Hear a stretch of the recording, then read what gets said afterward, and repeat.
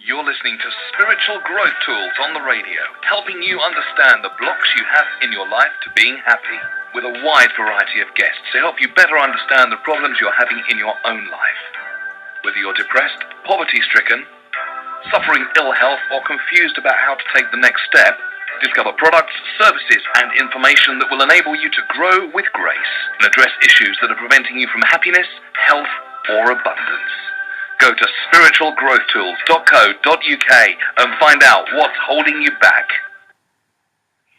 Hello everyone, and you are listening to Spiritual Growth Tools on the radio, where we discuss spiritual growth, what that means, and how it can help you to move forward through the blocks that you have to health and happiness. I am your host, Caroline Nettle, and today's guest is Aaron Naughton. Welcome, Aaron. Hiya. Hi, thanks for coming on. Thank you for having me. So Aaron began his journey talking with Spirit at the tender age of 13 when he was at a spiritual church with his mother. The gift has been in his family for generations, and I was fortunate to meet both Aaron and his mother at a networking event. I've since seen them work together, and they have a very special bond which enhances their work with Spirit. There's often lots of laughter when Spirit works with them, which is an important aspect of the healing work that they do.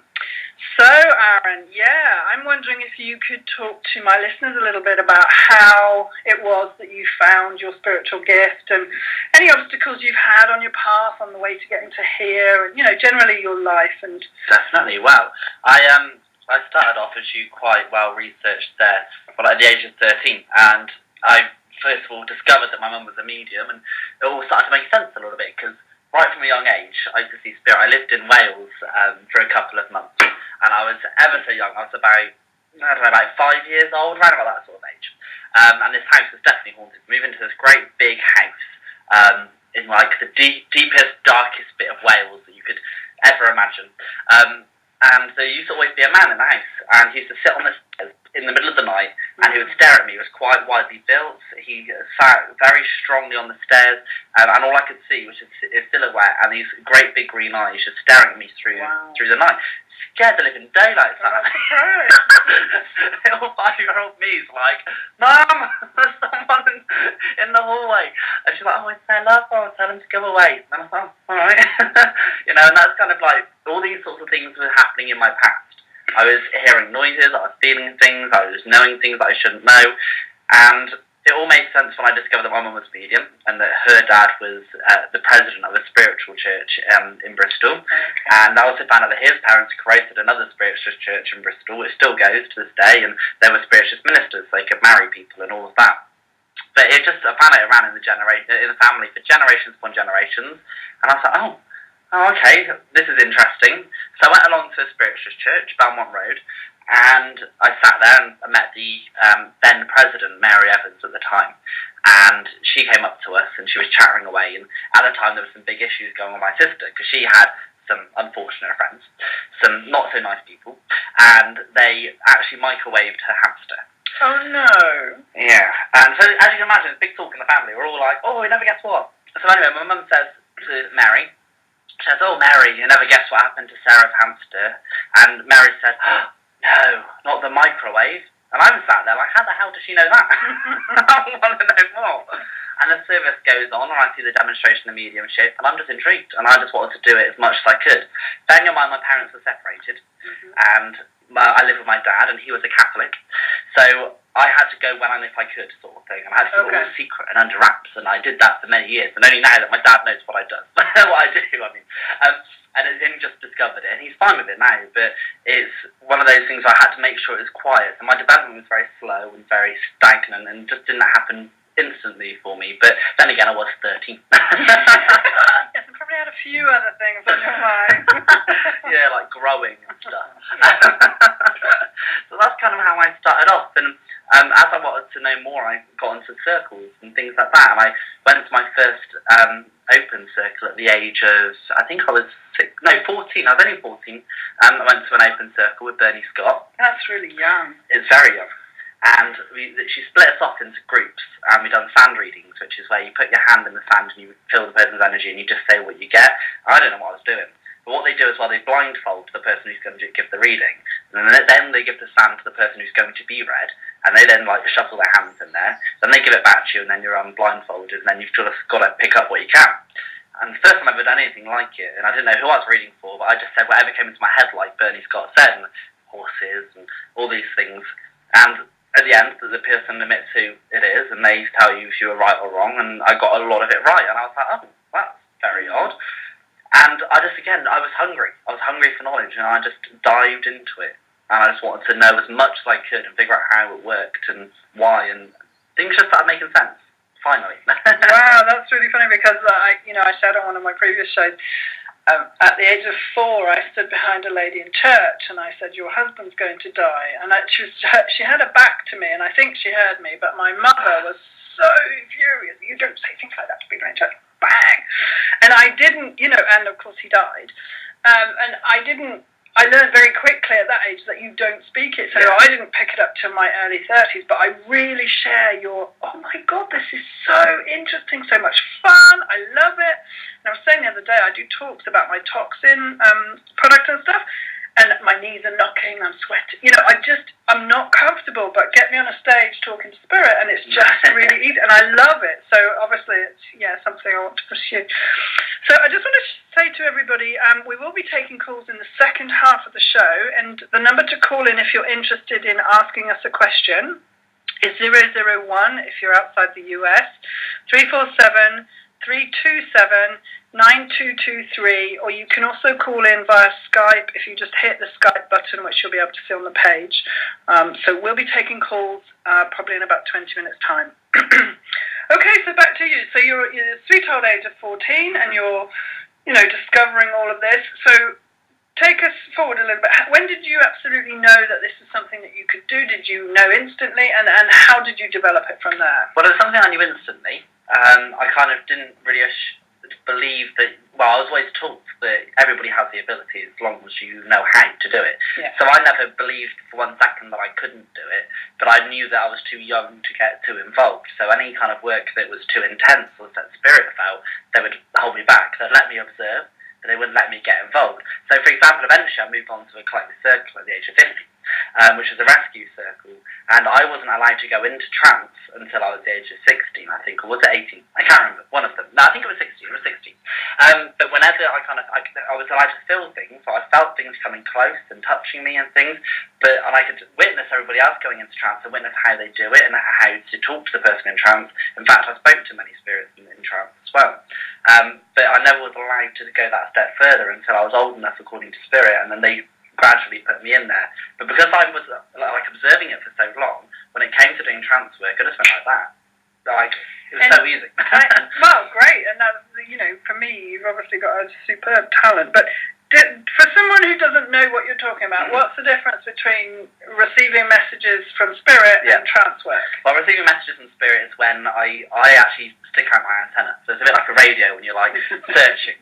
And then I'm basically translating the energy into English, and it's interesting that I use that because before I wouldn't be able to describe it until I started learning French again. I thought it's like doing French, trying to put what I'm feeling and what I'm sensing into actual words and speaking them. Sometimes I'm doing actions. It's like playing a game of charades, and people are like, "What are you doing?" It's good fun.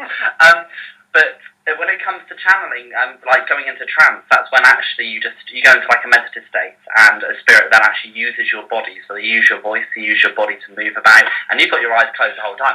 And you're chattering away to people, you're moving about, you're talking, you're walking, you're having a good time, you're having a party, but it's not you at all. You can come back and you might not even know what's happened. Whereas when you're giving a message, you're completely in control. You know exactly what's happening, where you're going, and you're translating rather than being controlled by the spirit. So that must take a level of trust then, I would say, for, not everybody would be okay with saying, do you know what, I'm going to step out of the way and just let you come through. That probably takes a bit of work. It does. Well, I mean, for one thing, you actually only do trance in a controlled environment as far as I'm concerned. Right. So you see these shows like Most Haunted, if you're in the UK. If you're in America, you probably don't know what that is. But there's the medium there, Derek Cora. He's shaken about and he's pushed around, which if it was real, that's very dangerous. That can kill a medium. Yeah. So basically, when you're sat in a circle, you have to trust everybody with your life, because you know that if you get trapped or something goes wrong, those people are going to bring you back.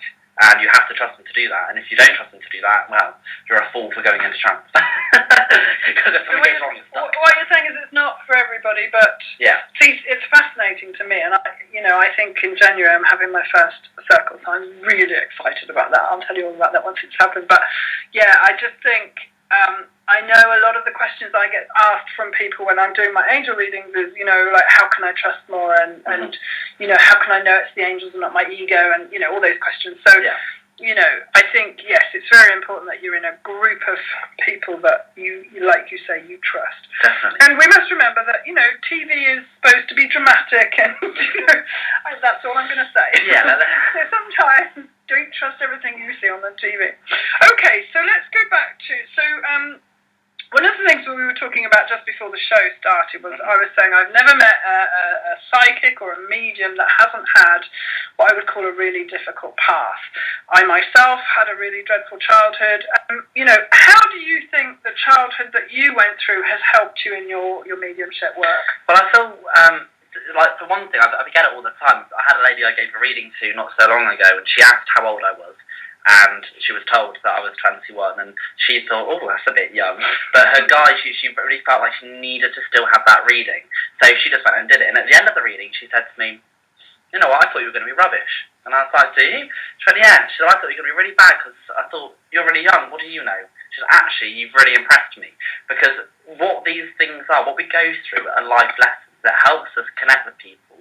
So the people I have that come to me for readings, I can relate to, I can connect with, spirits, all that out. I would never have a woman coming to me who's coming out of a marriage with 8 kids and 2 dogs, because I wouldn't know how that felt. I wouldn't know how to advise her. I wouldn't be able to pick that up. If she was there, I'd be like, I'm not picking up no divorce, sorry love, actually you're still married. I don't connect with that, whereas I get people coming to me that I can connect with.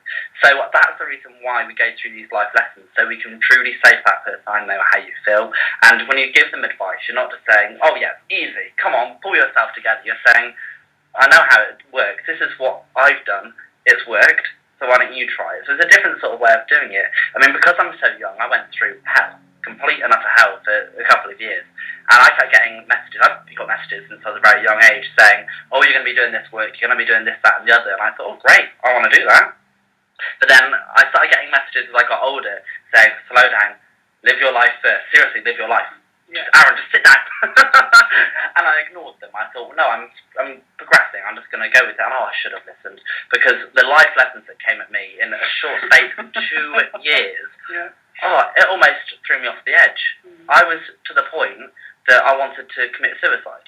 Really? But I didn't, because I've been through somebody else committing suicide, and that destroyed me with going through my friend doing that to himself. So I knew that I couldn't do that to other people, which in effect actually made me even worse, because I knew I couldn't commit suicide. There was no escape out that way either. There was no escape by living into my life, so I just had to just get on with it. And, it was horrible. It was a really, really rough time, and I still suffer from things even now. There's a few, remnants of the past come in every now and then. I call them boxes in my head that I've got to deal with.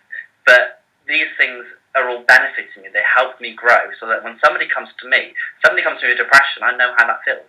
And I can say to them, look, a couple of years ago, I was cutting my arms and I wanted to get off this planet. But look at me now, I'm smiling, I'm joking, I'm having a good time. It's possible. Honest. This too will pass. Yeah, and for me, I used to be terrified of death. Absolutely terrified of death. I now know because my mother is, and she, I inherited that from her. Yeah.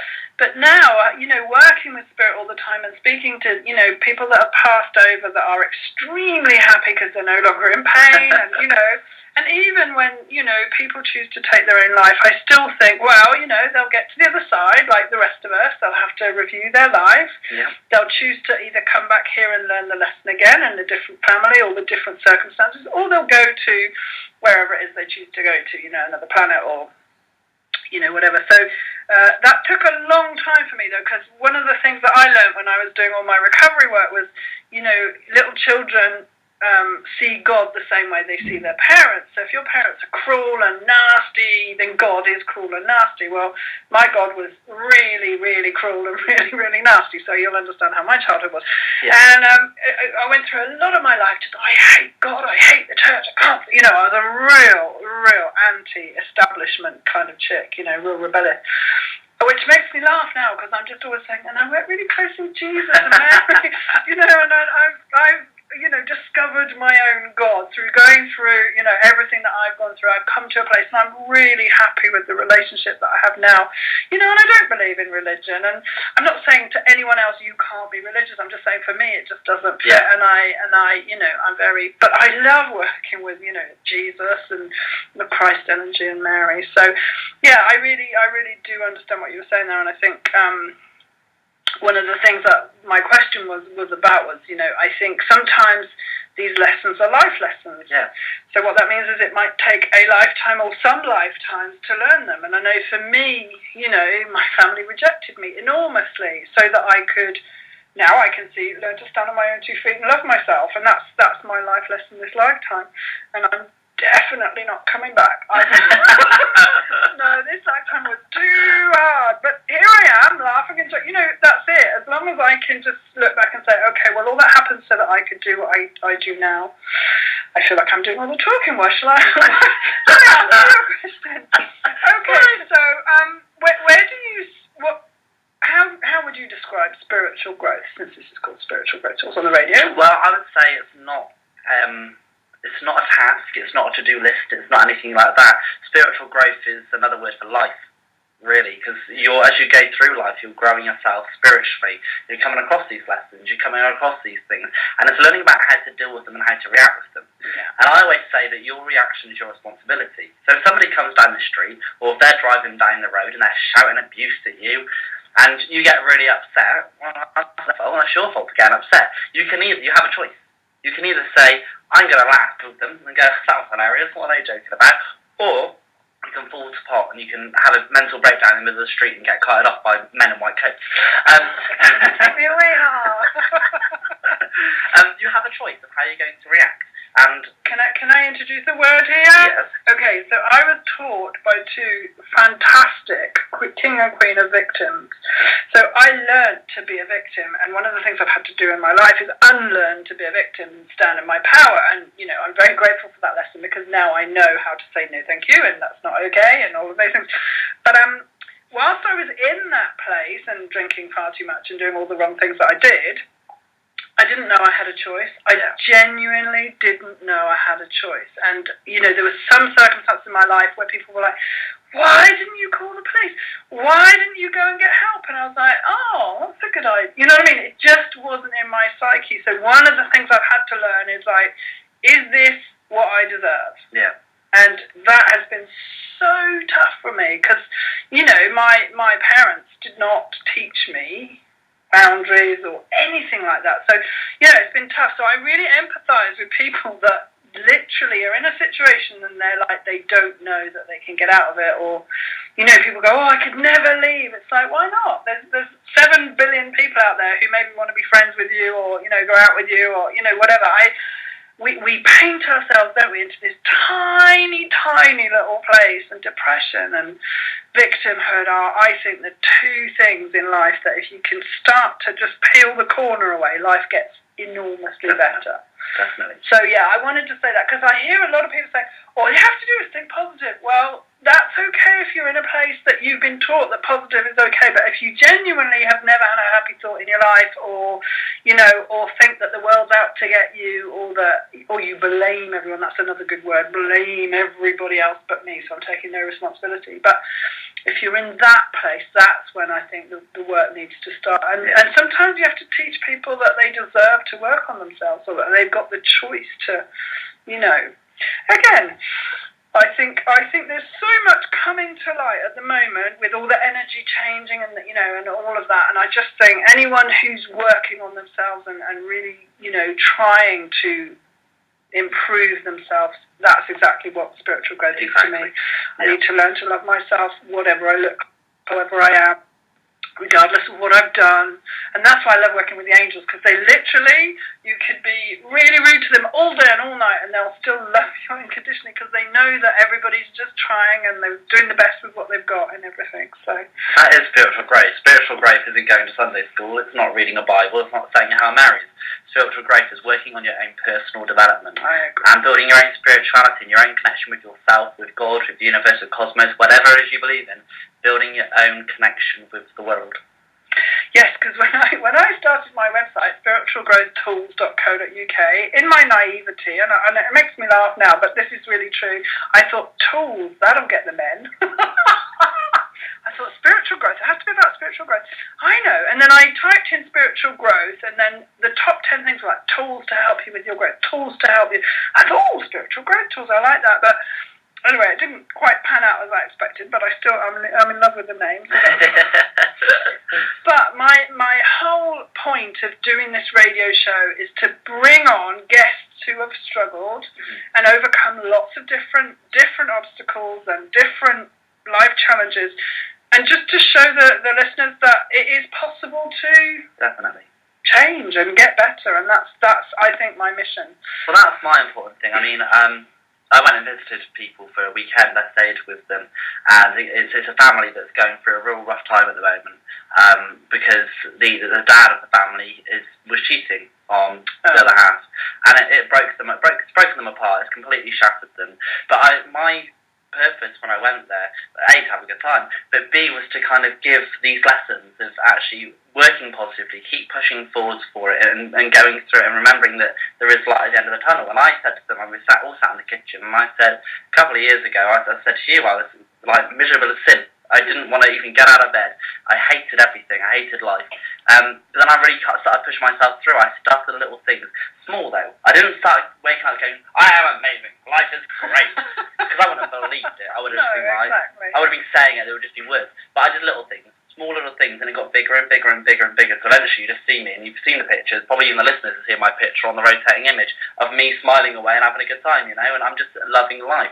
But it's by using spiritual growth tools, it's by using affirmations, I mean, I use them. One of my favourite affirmations, which I gave to this family, was, today has the potential to be the best day of your life. Oh, and people say to me, oh, no, that's too negative. They say, the word potential's in there. I'm like, I know. The thing is, potential in there means that you've got the power, and it has potential if you make it happen. We make the day our best day of the life. I mean, I've done it. You've probably had it many a time. You've woken up in the morning, the alarm didn't go off, you jump out of bed, you try and find some underwear, you haven't got any clean underwear on the go, so you have to put on yesterday's. Any right? boy could say that. There's a skip mark in them, you've got to put on. Right? You're going to brush your teeth and you ran out of toothpaste. You're squeezing it out to the tiniest bit. You get in the car and the car doesn't start because it's a cold morning. So you've got to then scrape the ice off. You've got to then jump start it and it starts. You get to work and then instantly your boss is on your case, right? And you think, oh, it's going to be one of those days. No.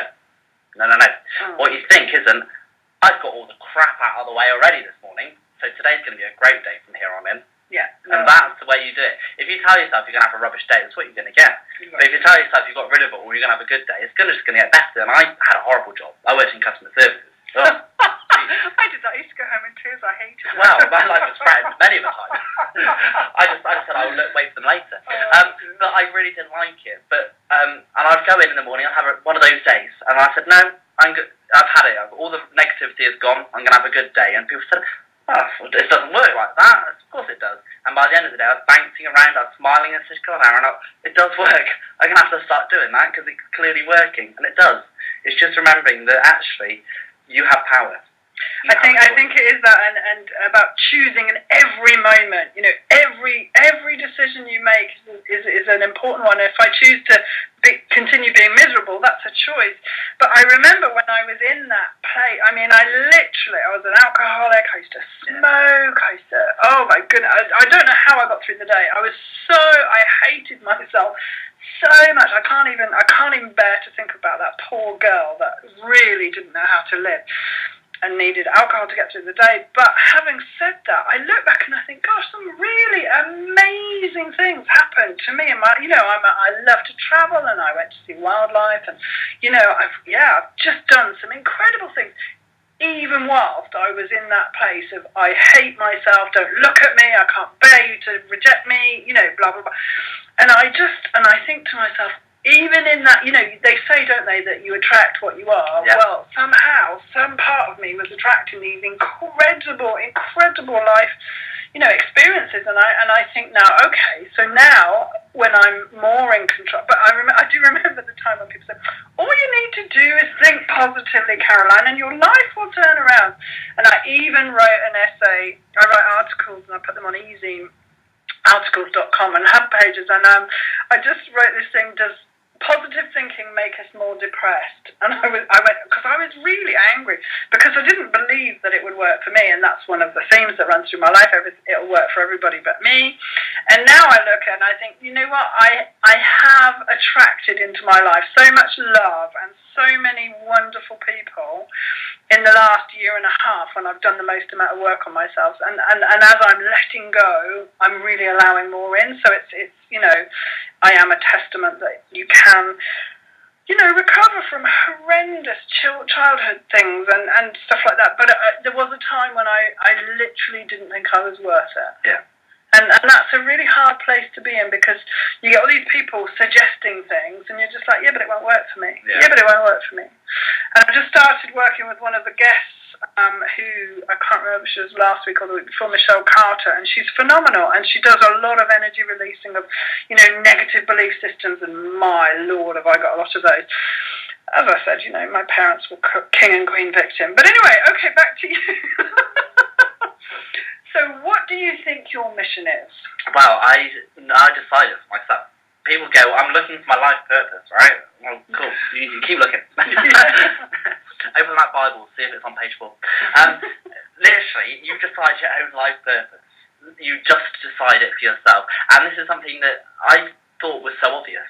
And as I'm starting to talk to people about life purpose, it turns out it's not. I mean, I talk to people at 80 years old and don't have a life purpose, and they're still trying to find it. And I'm like, okay. And of course, I'm encouraging my friends, obviously, because I'm young, but they're also young too, 21, 20, that sort of age. And I'm telling them to create a life purpose as if it's normal, you know? Can I interject, though? Because it seems to be one of the largest questions that I get asked. Okay. And I think for some people, you know, you're going to be Mahatma Gandhi. Off you go. That, you know, do you see what I mean? That's, in my mind, that's a real life purpose. For other people, it might be learning how to be faithful. Mm-hmm. Or learning how to, you know, wash the dishes. Probably, I don't mean that, but you know what I mean. Or learning how to, you know, forgive, or you know, big lessons like that. Well, maybe that's one of mine, because I'm one of those people going around going, well, what am I supposed to do? Well, we've got a purpose, we've got goals, and we've got like lessons, and those are 3 completely separate things. People think my life purpose is to have that CEO job with lots of cars and a nice house, kids and a family. Well, it might not be. It's not at all. Your life purpose can just be a sentence. Now, mine, as answer to your question, is mine is to improve the quality of each and every soul that I touch with. Okay, so that doesn't say I'm going to help every stranger in the street, but it means that anybody that comes in close enough to me, I will try my best to improve the quality of their life, you know? I will do all in my power, give them as much advice and help to allow them to grow and to improve. And that's what I do. And it was my friend was chatting to me, my best friend, and she's in university, she's trying to decide what to do and where to go, and she was freaking out. Do I do a master's? Do I do this? Do I do that? And I'm like, well, what do you want to do? I don't know. Well, let's sort of life purpose out for you. So we did. And eventually, after peeling back all the freaking out and the chaos in her head, she actually said it without even coming to a purpose herself. She just said it, and I said, you know what, that's your life purpose. She said, Aaron, what I want to do is just bring the essence of music to people. I said, oh my God, that's your life purpose. And I said, as soon as you get that one thing which you want to do, everything else will slot in between. So, for example, for me, I want to improve the quality of every soul that I touch. So I have a coffee shop, which is a place for people to escape. Wonderful. That's just happened. I didn't have to have a coffee shop. I could have been a counsellor. I could have been a pilot, improving people's life by taking them on holiday, you know? Anything could have happened, but I'm still working towards that aim. Now, my friend, she might start a theatre company which has music in it. She might be becoming a music teacher. Who knows? But as long as she has that purpose, the goals will then fit into place. And within the goals is when you have your lessons, which actually teach you how to aim for that goal. So it's just horrible things like that makes real sense. Alcoholism and things like that. Those are the goals. Those are the lessons to get to your goals, which is being a more spiritual person, teaching spiritual growth tools.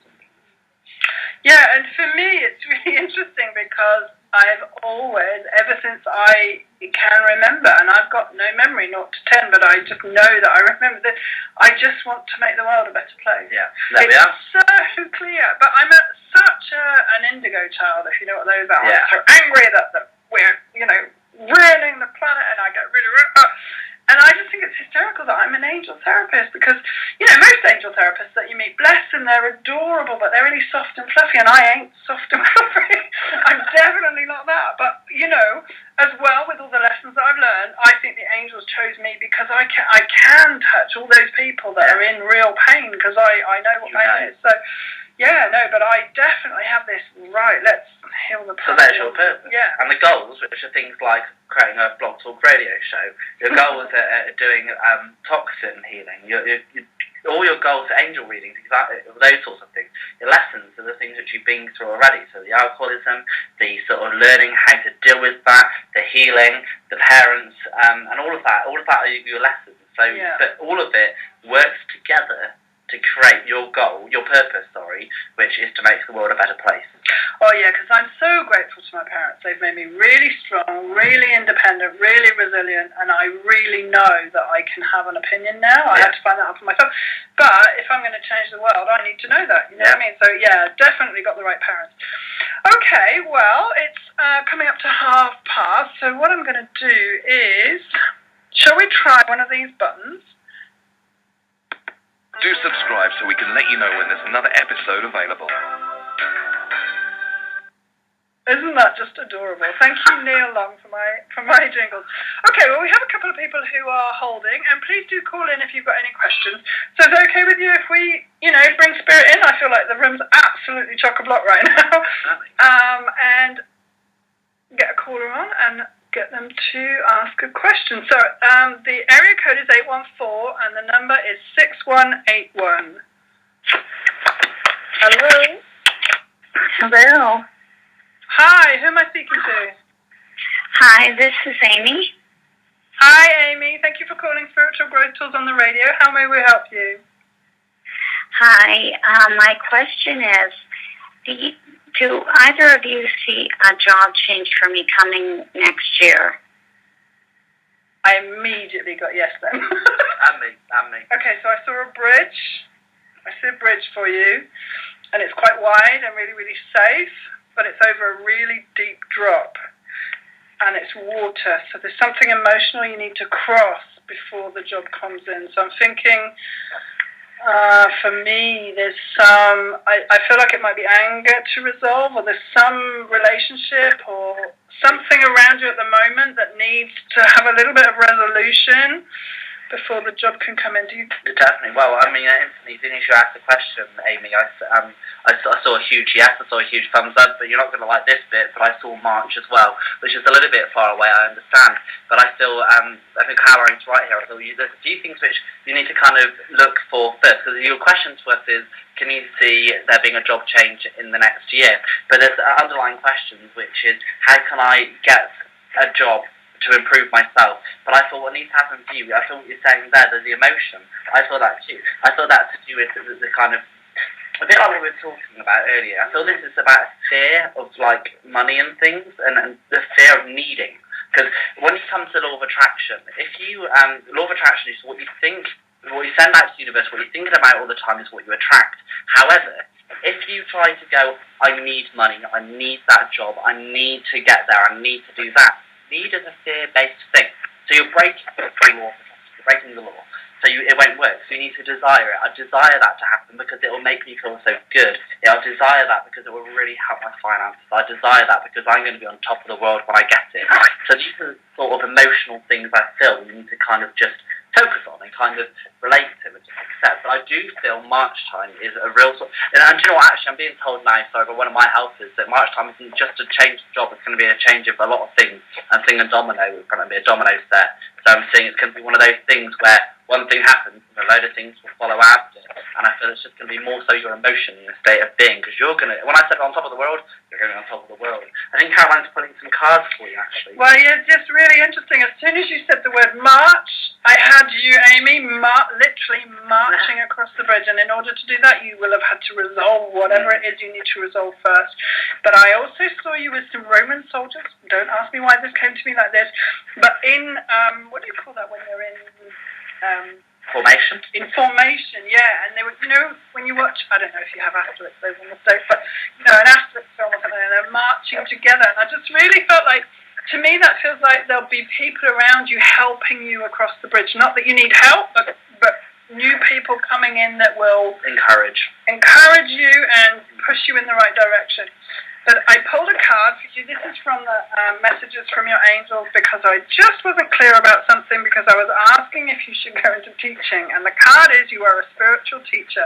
You have the ability to counsel others and help them awaken their spiritual gifts and divine life mission. And I'm going to say to you what I'm being told is the job that you're going to get is not going to look like how it's going to turn out. Does that make sense? Yeah. So, okay, you might apply for a job in a bakery, I'm just making this up, and then it turns out that you're looking after small children. But you're going to, when you end up at the job that is waiting for you, it's just exactly what you've been asking for. That's what they're telling me. How does that sound? Okay, it sounds great. That's good. We just bombarded you with loads. Sorry. You can listen again to the replay if you did. Okay. But what I really need to say is just believe in you as well. Because I'm not saying that March is going to be the next time you're ever going to get a job in your life. Because I feel that this is the way you're going to get the job which you are desiring and what you're needing. You can have stopgaps. You can do that. But I feel that March is going to be the ideal time. It's going to be like a rebirth for you. That's what I'm saying. And the whole sort of crossing this bridge that Caroline's saying. But it's just remember to believe in yourself and have that trust and that faith. Because that's what I'm feeling from you at the moment. It's just kind of going... I am Amy, and I can do this. I am amazing, I am strong, I have the ability to achieve what I want to achieve. Everything I do is as it should be. Because I feel that's what I want you to do, is to have that confidence, to have that fire and that roar within you, and to go out there and just show the world, hey, look at me, I'm amazing, employ me. Okay. Okay, thank you. You're so very welcome. Thank you so much for calling into Spiritual Growth Tools on the radio. Okay, thank you both. Thank you. Thank bye. you. Have a wonderful 2014. Oh, gosh, yeah. Okay, you too. Bye-bye now. That's Wednesday. I know. If anybody else would like to call in, just reminding you of the number, it is 001 if you're outside of the US, then 347-327-9223, and you'll also be able to call in by Skype. Okay, so we have another caller here. The number is 470, and the last digits are 5587. Hello, can you hear us? Yes, I can. Hello to the both of you. Hi, who am I speaking with? Maria, and I'm calling for a love or career reading. Okay, no problem. Hi, Maria. Thanks for calling. Great. Let's just see. Well, I've got to ask first before I actually start telling you what I just picked up there. But are you in a relationship at the moment? I'm sorry for asking, but are you in one at the moment? It's nothing official. Very casual. Okay. Alright. Oh, God. Well, that makes things a little easier. I've got to be honest. Okay. Because the reason why I could see just a giant pair of scissors, which is cutting ties and just kind of moving forwards. Now, what I've got to say is, again, you're completely in control of what you want in your life. But what I'm feeling at the moment is actually it's time to start moving forwards and getting what you're demanding, what you want. Because I don't know about you, Caroline, but I'm feeling that we need a demand for respect a little bit. We need a demand of just like, hey, come on, give me some attention. Come on. See, what I'm getting is sheep. And as you say that makes a little bit more sense to me. And I'm getting that perhaps you might be someone who has a tendency to follow along with everybody else rather than say, actually, this is what I want. And for me, what I'm picking up is that maybe that you have never really spent time thinking about what you want. And I can really identify with that. I just literally used to, follow along with everybody else. And it didn't make me very happy at all. So I'm getting, it's really interesting. I'm seeing 5 sheep. I don't know if the number 5 is relevant. And I feel for you a really good idea would be to get to a beach. And I don't know where you live. Hopefully somewhere near a beach. Where do you live? Oh, far from a beach. Okay. Well, maybe a lake then or something. But I'm just seeing you next to a body of water, and for some reason, the angels are saying that would be really, really healing for you right now.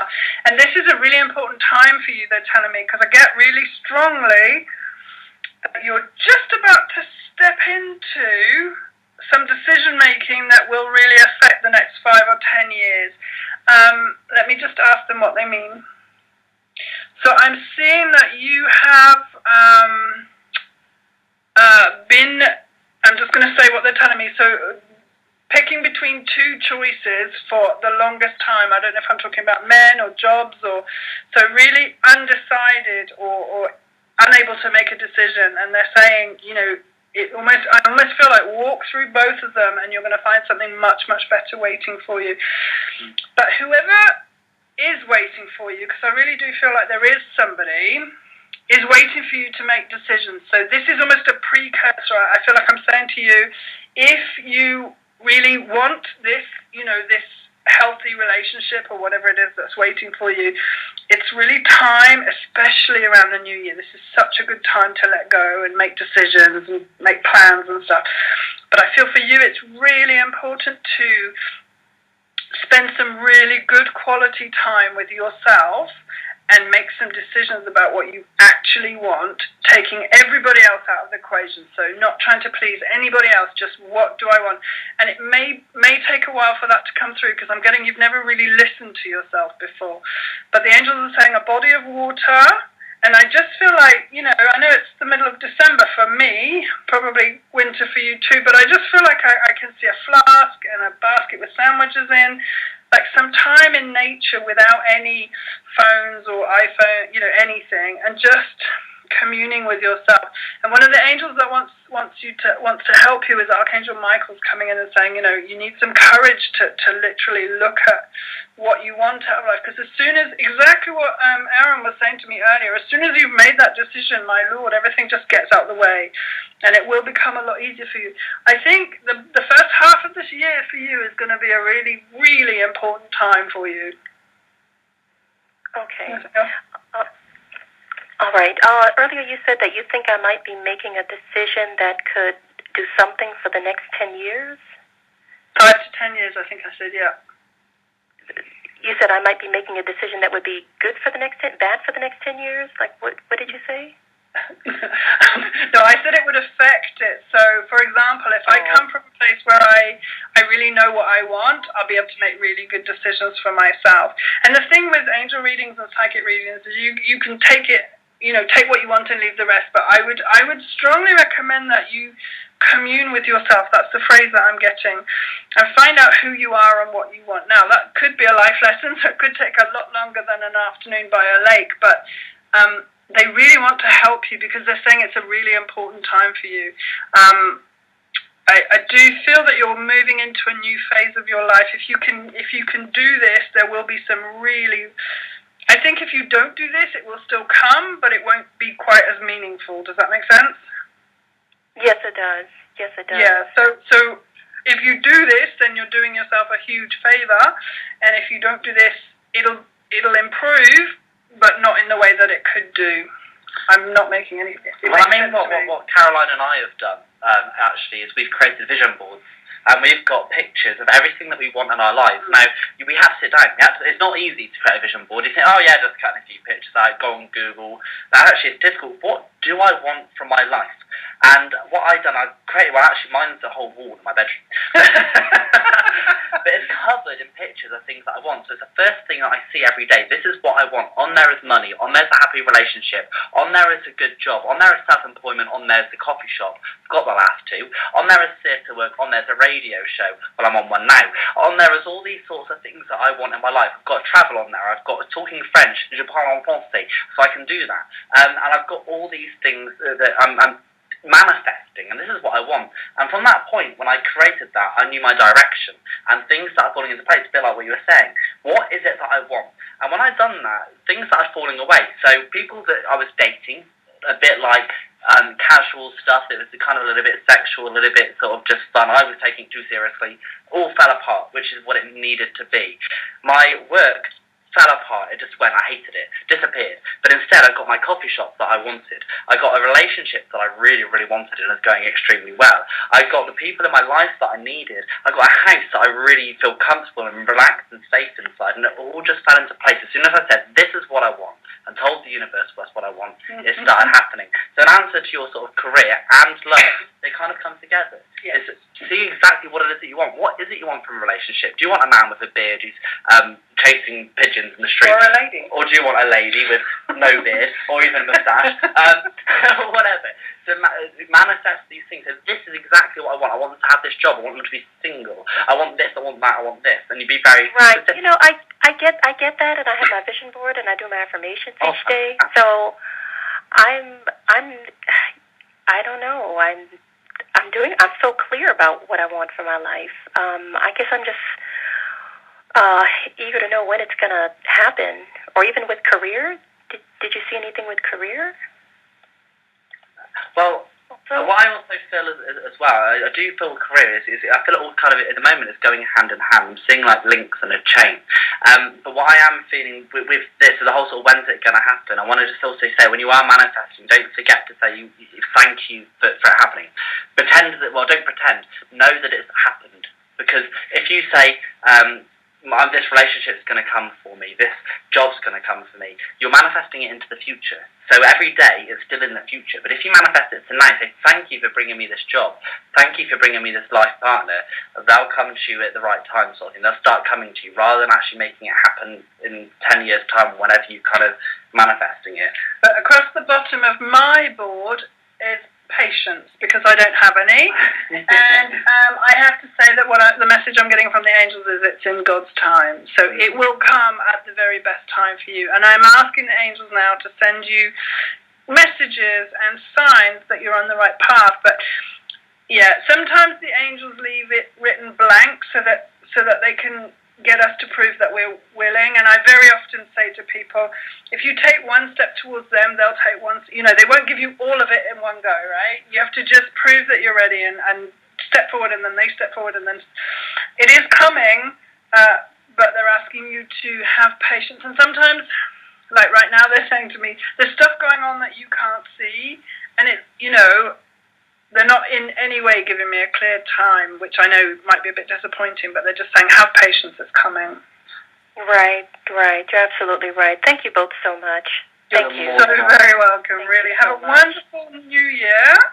And you too. 2014 is going to be a good one for you, and fun. I'm hearing the word fun. Wow, so have fun. I like fun. So do we. You can probably tell. All right. Well, thank you so much for calling Spiritual Growth Tools on the radio. Okay. Bye. Bye-bye now. Bye-bye. I love talking to people like that and having that sort of chat, because it does bring out some topics that you wouldn't have necessarily thought about bringing up. So the whole sort of manifestation, and that's a big thing for me. It's funny actually I said about the money on the board, because when I first created my board, I put enough money on there, and those are what my pictures represented, as people holding a handful of money and things like that. So it was enough money. Now we created the coffee shop, and all the money that started coming in was enough to pay my bills, and I was panicking every end of the month, like, oh my god, am I going to pay for this? But I wasn't really panicking. I knew it was all going to happen in divine purpose. But I thought to myself, Aaron, you stupid idiot. You've got enough money on there. That's all you're manifesting. That's all you're getting. Mm-hmm. So I started printing out loads of pictures of money, because I know you've done something similar. You scanned it in, and surprisingly it came out a little bit too realistic. But I started getting loads of pictures of money. Anyway, I did that last Thursday before I went away. I went up north to Newcastle for a bit, and I had a phone call from my business partner the next day and said, oh my god, we've had a really, really good day with money. I said, oh, that's fantastic. Great. Anyway, the next day we had, oh, today's been even better. It's been amazing. And I'm like, that's a bit spooky, because I've put money on my board. And it happened again on the Monday. And this week has been phenomenal. It works. It does work. Well, on mine, I was looking, as you were speaking to her, I was like, there's a lot of wildlife on there. There's a lot of angels, dogs, food. Yep, I might need to revisit that one. That was done, I think, 2 years ago, but some of the things have definitely come in. Yeah, definitely. One of my biggest issues, I think, is trust, and which is ridiculous, because it's the biggest thing that I'm always telling people to do, but I still need to learn to trust.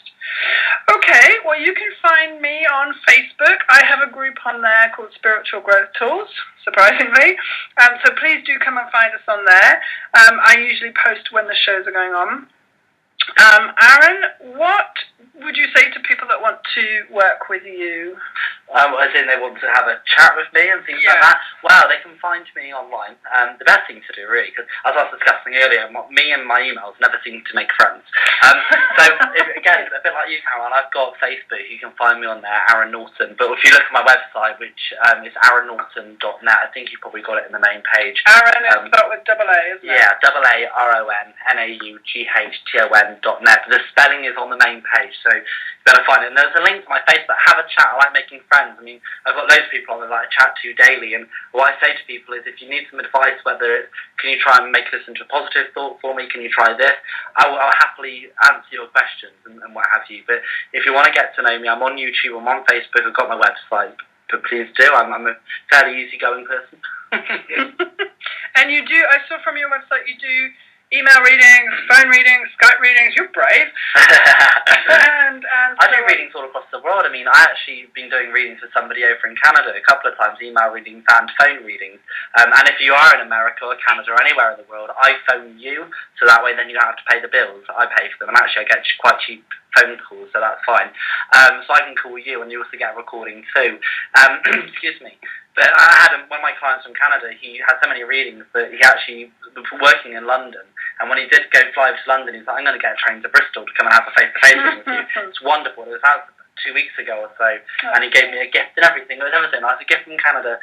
And yeah, I do people all across the world. So yeah, Skype, telephone, whatever's comfortable for other people, really, and emails and face-to-face, or the whole lot, the whole shebang. Shebang. I do too, and I just love this work, and I love the internet. Yeah. You know, I went travelling in the early 90s, and we had to wait for letters. I can't imagine trying to do my business now if we were still waiting for letters. But what's your favourite? Which is your preferred way of doing readings? What do you prefer? With an audience, probably. Okay, standing on a stage. I used to do drama. I teach drama to little ones as well. So that's my home as a stage. So I feel so comfortable on a platform like that. But I quite like Skype because it means if it's all going terribly wrong, I can hang up and hide. No, I joke. I don't do that at all. Could you imagine? No one would ever have a reading with me. But I'm joking. No, however, because for me, it's not about having to be physically with somebody in the room. It's just hearing their voice, and then spirit would go, oh, I know who that is, and they come in and chat to me, and I just translate it again, and I translate the energy that I'm picking up from your voice. Because, again, thoughts are electromagnetic waves. We then turn them into words, which creates a sound wave, which is our energy. So I can pick up from that. So that's interesting, because I don't need that. I don't know how. People say to me, how do you do it? And I'm like, I genuinely don't know. But you can pay for a reading, and I'll do the reading, and I'll send it to you. People go, how did you know all that? I don't know. It just, spirit, obviously. Well, they know. To be honest, they know it. Your spiritual secretary knows it. I wish they'd help me with my emails. It's such a gift. Honestly, I'm just so blessed to be able to do this work. And to think I spent so long going, I hate the church. And now, I'm really happy with anyone having any beliefs whatsoever, as long as it's centered on love and not hate. That seems to be my criteria. I do get a lot of the far right saying, how can you call yourself spiritual growth tools when you're not using the Bible? Okay, well, that's your problem, not mine. Exactly. Your reaction is your responsibility. I'm going to just let that one fly. Definitely. So, what's coming for you in the next year then? Well, right at the beginning of the year. I very often, I don't know if you get this, but at the beginning of years, I very often get a quick glimpse of how it's going to pan out. I don't get Never. Do you know? No. Oh, I get the worst thing is when it happens to relationships. So I'm like, please stop showing me those things. So luckily, I haven't with my most recent one. Let me just put that there. Thank goodness, in case he's listening, he'll be badgering me otherwise. I've not had that prediction yet. Anyway, so when the year's coming, I get a glimpse, and that glimpse is just again, it's not words, it's not images, it's just a real feeling, and I've got to translate it into words. And I know for me, this year is about stability. That's the best word I can put in. So that was me. I was just getting into this relationship, just starting freaking out because obviously I've had some horrible past ones. And I was in my kitchen, just having a drink of orange juice before I go to bed. And all of a sudden, I had this real sense come over me of my next year to come. I was like, oh, here we go. Put down the orange juice quick. And I got a real sense of stability, especially with work. And it was all lovely. And then somebody whispered in my ear, I think it was my grandfather, who went, and your relationship. And I was like, shut up. Don't want to know. And then that's before I even became like properly official calling it a relationship. Yeah. So I freaked out. Anyway, it's going wonderfully at the moment. But I know my next year is all about stability and growth and building upon that. Because this year I knew it was all about change. Jesus, just been told in God's time again. They do like telling me that. Oh, gosh. I wonder if it's because I really don't have any. I literally wasn't given any patience. But anyway, okay. Well, listen, it's been an absolute pleasure having you on. Really, really enjoyed it. I know we're going to work together in lots of different ways. I'm very much looking forward to that. So, if you want to say goodbye or something, say goodbye. Goodbye. No, but thank you so much, and thank you everyone for listening, and thank you to both those callers who called in. It was wonderful kind of chatting with you. And if anybody does want to learn more about me, you can find me on Facebook. If you want to learn more about Caroline, please have a look for her on Facebook and online. We're wonderful people. We chat. Well, actually, to be honest, I say wonderful, more kind of terrifying in a lovely way. No, we're wonderful. No, we're easy to get on with, but we've got some interesting ideas. But have a chat to us. We love it. But thank you all for kind of listening, and thank you all for kind of following me if you kind of followed me. Just because it's been a few interesting years away from the Spirit. Definitely has, and it's nice to finally get here and have dedicated people who kind of believe in me as much as I do, which is nice. So, and here's to another new year and new excitements and new people and new challenges. Absolutely, and I'm just thrilled to have you in my life because you're so fun, and you like me. I don't know very many people that just love working with Spirit, and you really give out that energy. So it's been a real pleasure having you on. Just to say to everyone, I am running special offers for my angel readings this month till the end of December. There's a special promotion button on yourangelreadings.com if you want to go there and check out the prices, and I can do an hour's reading for you. To find out what's coming up for the year, really, I think that would be the emphasis of the reading, or anything you want me to ask about. So the next show is going to be back on the Tuesday, on January the 7th, at the regular time of 7 o'clock, and it will stay the same from then on every Tuesday. And like that jingle said, if you subscribe, then you'll automatically get updates. We've got some very exciting guests for you in 2014, and I'm really excited to kick off the proceedings with a fellow ATP, so that's angel therapy practitioner of mine, Bridget Parvin. I met her husband in Hawaii when I was training, and she's just adorable. I cannot wait to interview her next week. She's from California, and we'll be talking about her journey through spiritual growth and taking calls like we did today in the second half of the show. So if you want to ask the angel, she's just the most adorable person you could possibly want to meet. Again, subscribe to the channel and you'll be kept informed about upcoming shows. So thank you so much for listening, and I really wish you the very, very best New Year's Eve and into the new year, and really take care of yourself during this time. There's big changes going on, and I'm so excited to be welcoming in 2014. So sending you all very much love, and I will see you again on the 7th at 7 p.m. with Bridget Parvin. Thank you. Thank you for listening to Spiritual Growth Tools live on the radio. For more information, go to spiritualgrowthtools.co.uk.